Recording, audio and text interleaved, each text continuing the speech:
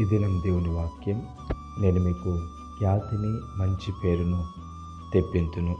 గమనించినట్లయితే కనుక దేవుడు తన్ని ఎంతమంది అయితే ఆశ్రయిస్తారో, ఎవరైతే ఆశ్రయించి ఆయన యొక్క మార్గాలను నడుస్తుంటారో నిశ్చయముగా వారికి దేవుడు మంచి పేరును ఖ్యాతిని అనుగ్రహించేటటువంటి దేవుడు అనేసి ఆయన సెలవిస్తున్నాడు. ఎందుకనంటే దేవుని గ్రంథంలో ఎంతోమంది భక్తులు ఆయనను ఆశ్రయించి ఆయన మార్గాలలో నడిచినటువంటి వారు ఎంతోమంది ఉన్నారు. దానియేలును మనం గమనించినట్లయితే కనుక దానియేలు దేవుని ఆశ్రయించాడు, దేవుని సేవించాడు, దేవుని యొక్క మార్గాలను నడిచాడు. దేవుని విషయంలో ఆ యొక్క రాజు శాసనాలను సైతం ఎదిరించినటువంటి వ్యక్తి దానియేలు.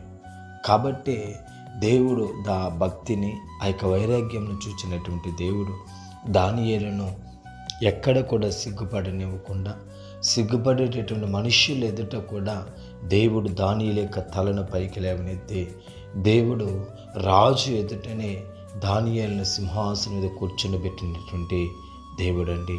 కాబట్టి గమనించండి, అదే దానియేలుకు దేవుడు ఆ దేశంలోనే బబులోను రాజ్యంలో మంచి పేరును ఖ్యాతిని అనుగ్రహించి తరాలు గుర్తుండిపోయేటట్లుగా దేవుడు చేయడం జరిగింది.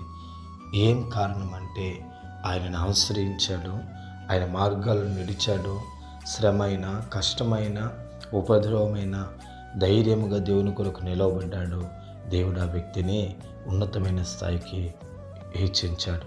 కాబట్టి మనకు మంచి పేరు ఖ్యాతి కావాలని అంటే ఈ లోక సంబంధమైనటువంటి మంచి పేరు ఖ్యాతి మాత్రమే కాదు, కానీ దేవుడు పరలోకంలో కూడా మనకు మంచి పేరును అనుగ్రహించేటటువంటి వాడు.